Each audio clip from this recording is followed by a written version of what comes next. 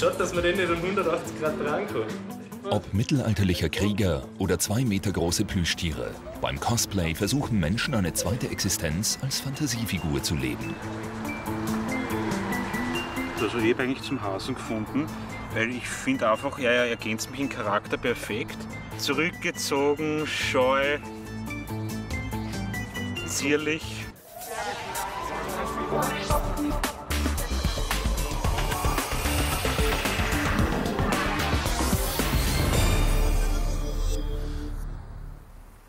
Das berauschende Bergland Tirols im Brixental nahe Kufstein.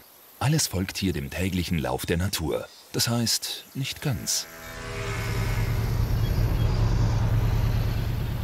Johannes Wiedrer alias Nubi ist hauptberuflich IT-Techniker, aber eben auch ein Anubis, die ägyptische Totengottheit mit dem Kopf eines Schakals.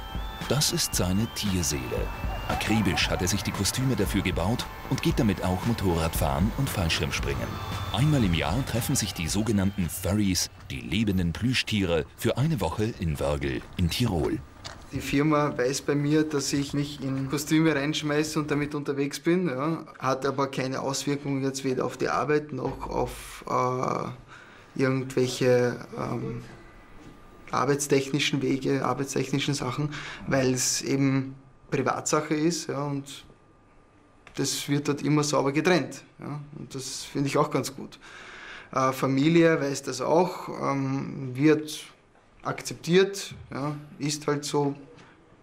Gut, dass er ein Hobby hat. Ja. Im ländlichen Bereich findet man immer wieder Perchtenläufe und sowas. Ja. Da bauen sich die Leute auch Kostüme, laufen da mit den Kostümen einmal im Jahr auf der Straße herum, machen eine große Party rundherum. Und da sagt von den konservativen Leuten aus dem Dorf auch keiner was dagegen. Das Lakeside Furs ist seit fast einem Jahrzehnt Österreichs jährliches Großtreffen der selbstgewählten Mischwesen aus Mensch und Tier, sogenannter Anthropomorpha. Allesamt Menschen, die sich von früher Kindheit an mehr von Katzen, Hunden und Füchsen verstanden fühlten, als von der Gesellschaft anderer Menschen.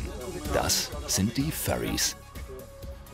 Jemand, der einen persönlichen Charakter hat, der einem anthropomorphen Tier entspricht, ein paar menschliche Eigenschaften hat, aber sich eben einer Tierspezies zugetan fühlt. In einem Zoo bin ich am Schneeleoparden gegenüber gestanden und habe ein bisschen das Gefühl, mich im Spiegel zu sehen. Es ist ein wunderschönes Tier, flauschig, wunderschön, wunderhübsch anzusehen, süß. Und sie leben in den Bergen. Ich habe auch gern die Berge, ich habe gern den Winter, ich habe gern den Schnee. Ein bisschen solitäre Lebensweise, es passt eigentlich alles wunderbar zusammen. Ja. Mit einem angekündigten Walk, einem Spaziergang durch die Fußgängerzone der Innenstadt Wörgls, will man vorab die Herzen der Einwohner für sich gewinnen. Das natürlich in voller Kostümierung bei extremer Sommerhitze. Die Furries wollen schließlich in ihrer Tieridentität ernst genommen werden. Das Wichtigste ist ihnen dabei, niemanden zu erschrecken. Ja, schau mal her da. Eisbären und alles. Ja, wahnsinnig. Es ist ein kleiner Wüstenfuchs, der einfach nur flippig ist, manchmal allerdings auch sehr ruhig sein kann. Er ist stets immer neugierig und versucht immer was zu seiner Unterhaltung zu finden, so nach dem Motto. Ich erforsche ziemlich viel und auch ziemlich gerne, weil man kann immer irgendwas großartig entdecken, sei es irgendwie ländlich gesehen, sei es irgendwie sozial gesehen, sei es irgendwie, dass es außerhalb von der Erde sein könnte. Also es gibt immer irgendwas. Oft werden sie für Freaks, Spendensammler oder wandelnde Werbung gehalten. Dabei hat jeder Furry eine ganz persönliche Geschichte. Ich bin mit wahnsinnig vielen Huskies groß geworden. Deswegen war bei mir schon vornherein klar, ich will als Tier rumlaufen, ich mag es. Und dann war einfach die naheliegende Version Husky da. Ich habe mich dann noch entschieden, ich mische ein bisschen von meinen Lieblingsfarben was bei, hau noch ein paar Symbole drauf, die mir gefallen, und so bin ich entstanden. Vom Lieblingstier bis zur Eigenkreativität, und so ist Sisyphus entstanden. Also ich habe eigentlich zum Hasen gefunden, weil ich finde einfach, er ergänzt mich im Charakter perfekt. Fluchttier, zurückgezogen, scheu, zierlich. Und knuffig. Und knuffig, ja. Das lässt sich nicht bestreiten. Zurück beim Spaziergang der lebenden Plüschtiere durch das Tiroler Wörgl. Nicht alle Furries leben ihren Traum in Kostüme aus. Aber ausnahmslos alle sind auf der Suche nach einer Tieridentität, die ihren Charakter besser zum Ausdruck bringt, als die menschliche Form, mit der sie geboren wurden. In meinem speziellen Fall fühle ich mich weiblich, obwohl ich in meinem männlichen Körper bin. Dieses Furry-Dasein und diese Andersartigkeit, dieser Aspekt, das geht hier ineinander über. Es gibt Leute, die sagen, sie haben komplett den falschen Körper und haben eigentlich eine komplett andere tierische Seele. Soweit geht es bei mir nicht. Aber es ist ein Idealzustand. Bei manchen Leuten ist es in der Tat so, dass der Charakter sehr nah an ihrem eigenen Charakter ist. Die Frage ist in der Hinsicht, wie definiert man Tier? Der einzige Unterschied zwischen Mensch und Tier ist eigentlich das Ego, das verstärkte Selbstbewusstsein, was bei Menschen anders ist. In der Hinsicht würde ich nicht einmal sagen, man sieht sich jetzt mehr als Tier, sondern man ist auf einem Weg der Selbstfindung und definiert sich selbst. Sinnsuche und Selbstfindung müssen aber nicht notwendigerweise bierernst ablaufen. Schließlich ist das Jahrestreffen Lakeside Furs ja auch für gemeinsam erlebtes Spiel und Spaß des munteren Rudels zuständig. Für das befreundete Textildesigngeschäft Rainy Day veranstalten sie heute eine exklusive Furry-Modeschau, um der Bevölkerung Angst vor den fälligen Freunden zu nehmen. Betreiber Martin Scheußengeier hat schon öfters exklusive Entwürfe für die Furries gedruckt. Wir haben eure handgemalten T-Shirts gemacht. Wir bitten euch, dass da auf dieser Stange oder da drüben euch ein Lieblings-T-Shirt aussucht. Es nehmt euch ein T-Shirt, das euch taugt, geht die Runde. Wir bewerten euch einen Auftritt. Es gibt folgende Bewertungskriterien. Es gibt ein Plus für gut, 2 Plus für ein bisschen besser und für richtig gut gibt es natürlich ein Furry. Ja? Was liegt näher als ein Kleidergeschäft als Spielplatz für eine Subkultur, die ihre zweite Haut wie sonst nichts pflegt, wo Fuchs und Hase gleichermaßen fiebern und blödeln können? Schaut, dass man den nicht um 180 Grad dran kann. Gut. Natürlich ist die Identität als Feldtier, das überall bewundert, belacht und geliebt wird, eine gute Heimat für die, die sich als Außenseiter fühlen. Bei den Furries wird man schnell mal gestreichelt. Mit meiner neuen Rückenschrubbürste den Rücken schrubben. Triple Furry. Du willst? Los, schön so. We need to lift up the titties a bit. It's a really nice design. Die Kostüme dafür brauchen aber teils Jahre der Planung und können schon mal mehrere Tausender kosten. Also die Kostüme werden anhand von Ref-Sheets, das sind die bildliche Darstellung eines Charakters, gebaut. Und die schickt man dann an einen Suitbauer, so nennt man diese. Dann schickt man ihnen einen Tape-Dummy, das ist ein Abbild von dem Körper aus Panzertape, Pfotenabdrücke und Fußabdrücke und Maße vom Kopf.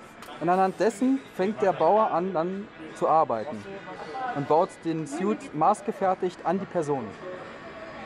Das ist ein komplettes Unikat. Von der Erstellung des Charakters her, vom Design her bis zur Endfertigung ist es ein komplettes Unikat. Quietschentchen, ich hab dich so furchtbar lieb. Wien-Alsergrund. Yves Rieger, Juniordesigner bei seinem Vater, dem berühmten Modemacher Herbert Rieger, lebt hier mit der ungarischen Wolfshündin Akima.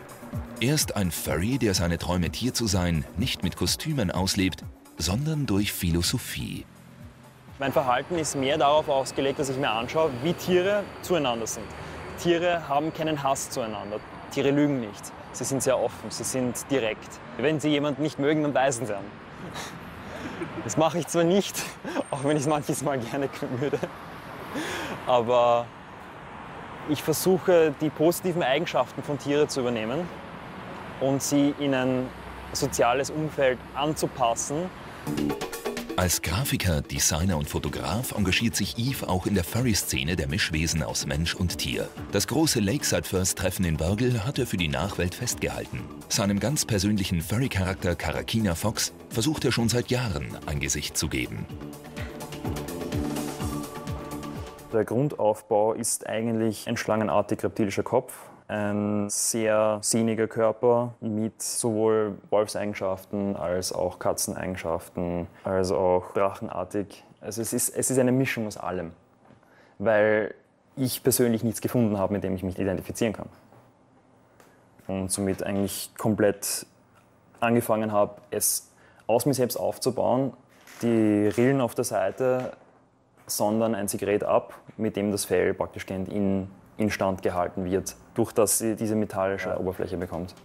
Für Yves ist das Ausloten seines Tiercharakters wie eine neue Vernetzung mit der Natur, von der sich der Mensch entfernt hat. Als Kind in Bali und Indien aufgewachsen, hat er schon früh wilde Tiere und ein ursprünglicheres Leben als unseres kennengelernt. Der Mensch ist permanent in einem Gedankenloop drinnen. Denkt nach, was muss ich da machen, was muss ich da machen, was ist morgen für die Arbeit wichtig, was esse ich als nächstes. Und dadurch verliert man aber den Zugang zum Gefühl. Das Ich-Bewusstsein ist bei einem Tier darauf ausgelegt, dass es überleben kann, dass es Informationen einordnen kann. Die Intelligenz ist mehr auf Überleben ausgelegt und soziale Strukturen und nicht auf, welchen Film schaue ich mir als nächstes an. Oder welches Problem habe ich als nächstes? Auch Nubi und Lions sind vom Lakeside First Treffen Retour in Wien 15. Als IT-Techniker und überzeugte Furries teilen sie sich hier eine kleine Interessenswohnung. Hier baut Nubi auch die aufwendigen Fellkostüme, ob für sich selbst oder als Auftrag. Ich mache für mich circa so einen Suit im Jahr, manchmal auch 2, wenn mich das die Muße packt. Auftragsmäßig habe ich so ein paar Fursuits im Jahr. Partials oder komplette, überwiegend Kanide, also Anubis und Wölfe. Ich habe jetzt ein paar Nekos auch gemacht und einen Hasen. Habe ich da auch. Ich habe seit jeher, schon von kleinster Kindheit auf, gewissen Bezug zu wilden Tieren, zu Raubtieren gehabt, wo ich gemerkt habe, dass diese Leidenschaft nicht jeder, Schrägstrich kaum jemand, teilt.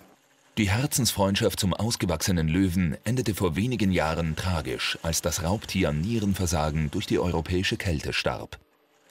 Das sind eben die Aufnahmen, die halt in der Slowakei bei der Tiger Oase gemacht worden sind. Der Löwe war 2 Jahre lang mein Patenkind. Ich war sozusagen sein Spielpartner. Der Löwe wurde in dem Gehege leider alleine gehalten. Es war leider nicht anders möglich, weil rundherum nur Tiger waren und der sich kaum mit jemandem verstanden hat. Also ist jemand benötigt worden, der mit dem Löwen im Gehege drinnen spielt, den Löwen animiert, dass er Bewegung macht, damit er nicht immer nur in der Ecke rumsitzt und faul ist. Wer sich ein bisschen mit Löwen beschäftigt, weiß, dass das Rudeltiere sind, dass die ein sehr ausgeprägtes Sozialverhalten haben und das brauchen sie einfach. Und das war in dem Fall halt ich. Zum Feierabend trifft man dann noch andere Freunde, allesamt Furries, um die schönen Erlebnisse vom Tiroler Großtreffen weiterzuerzählen. Wichtig ist ihnen dabei die Integrität der Szene, um als lebende Plüschtiere auch nach außen hin ernst genommen und nicht ausgelacht zu werden.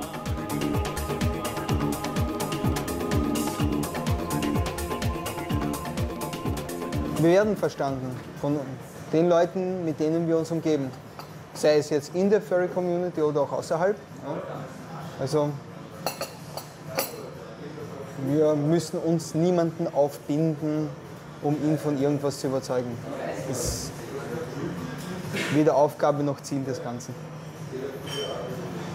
Die Leute, die sich mit uns aktiv auseinandersetzen und wirklich versuchen, uns zu verstehen, das auch verstehen wollen und nicht mit einer vorgefestigten Meinung reingehen und in einer Diskussion einfach nur ihre Meinung bestätigt haben wollen, die bringt man sehr oft auch dazu, dass sie das verstehen, was wir sind, wie wir sind. Aber Leute, die einfach nur ihre Meinung bestätigt haben wollen, das wird nichts. Ja.